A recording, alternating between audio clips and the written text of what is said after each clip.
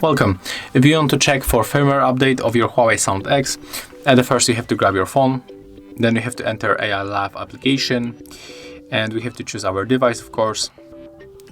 Next, we have to click on the three dots in the right upper corner, and we have to go for the device settings.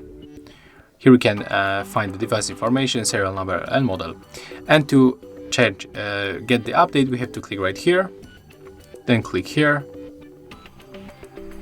As you can see, here we got the current version of the update, and we are actually up to date, but we can also select the switcher to automatic update.